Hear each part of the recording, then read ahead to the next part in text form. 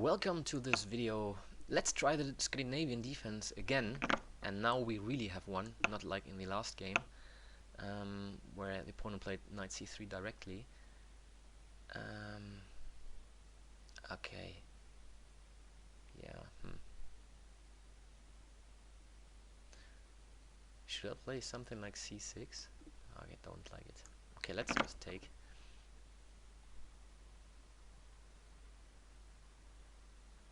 Maybe I played with g6 and so on. Okay, here maybe something like knight e2, knight c3 would help. Okay, he doesn't mind exchanging all the pieces.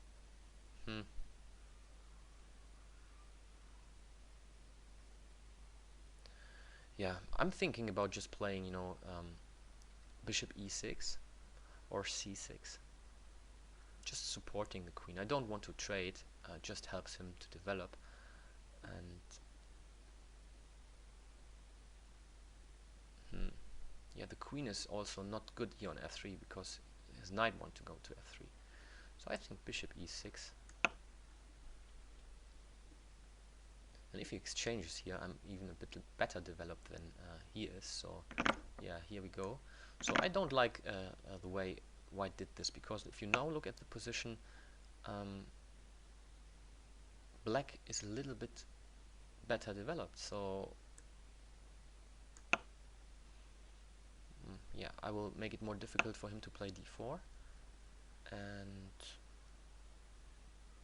is bishop c5 good is a question, because after bishop e3 I'm not really threatening to take, because it would strengthen his central position.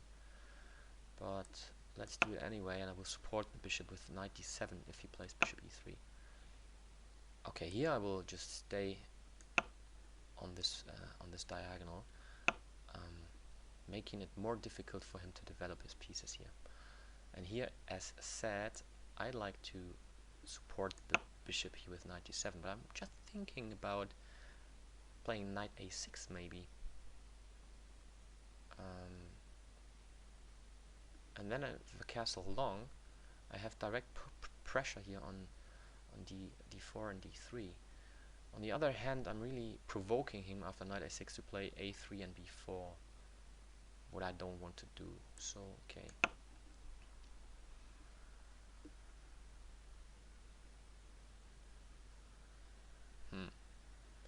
Yeah, he is still not developing his pieces here on the king side, so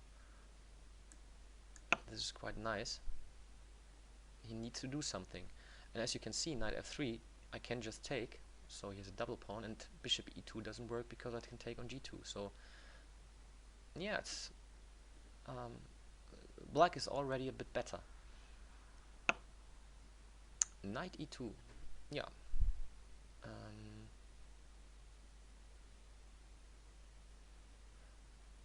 Let's just castle.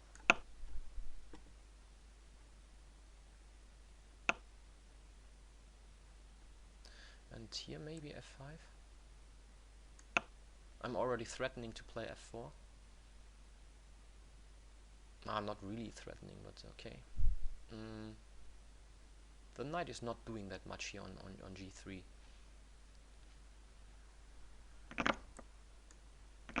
So still has problem with the g2 pawn. Yeah, now we have a weakness here on e3. Now also might just jump to d4 here. Knight b3, knight d4. But first,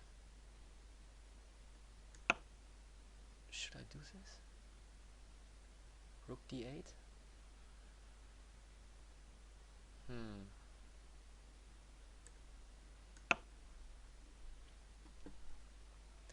So this pawn is attacked, and I'm thinking about, yeah, here he just blundered. Okay, so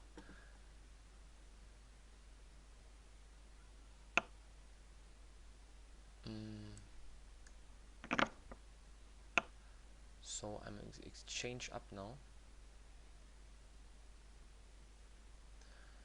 Yeah, and I think I'm happy just to exchange everything here to go to the end game, which looks pretty good. And I have yeah, the option to put pressure on the d pawn, and also, you know, to let's see,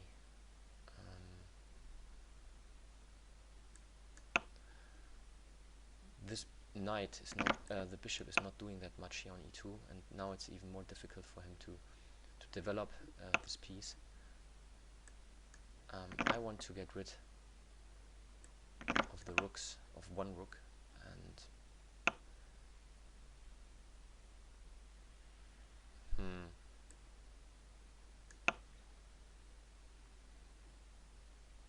yeah, I think this is quite promising.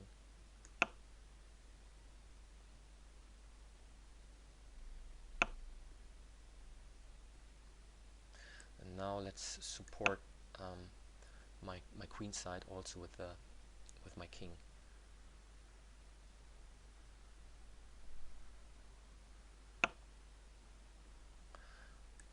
Okay, he threatened to play bishop e3.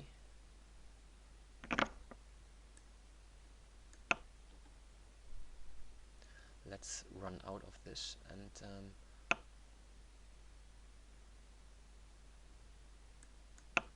yeah, I want to try to, you know, now run with the pawns here on the king side, because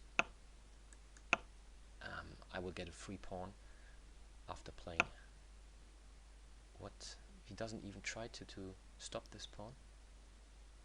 How does he want to stop the pawn? f3? If he takes here, I mean, I just play f2.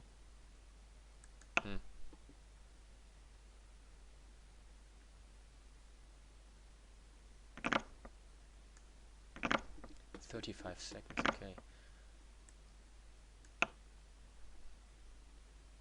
Maybe I should have just played f2 directly, but this is also winning. Yeah.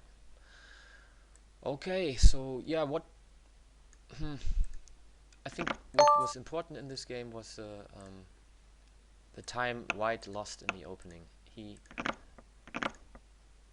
exchanged here again on d5. I'm not sure if this is a good move. I think I would rather like to play, I don't know, here either queen f3 or bishop c4, or maybe d4, something like this, but to develop the pieces. And after exchanging here, he just helped me to improve the position of the queen, because it's not that easy to attack the queen. Okay, here he attacks the queen, but the queen of White is also not very good on f3. And after taking here, I think White is already a bit worse. I mean, I already developed the piece, and White didn't, although he was the first player to move the pieces. So yeah, so try to keep this in mind. Don't exchange or, you know, move your pieces twice in the opening or more often. Just develop your pieces as quick as possible. Thanks for watching.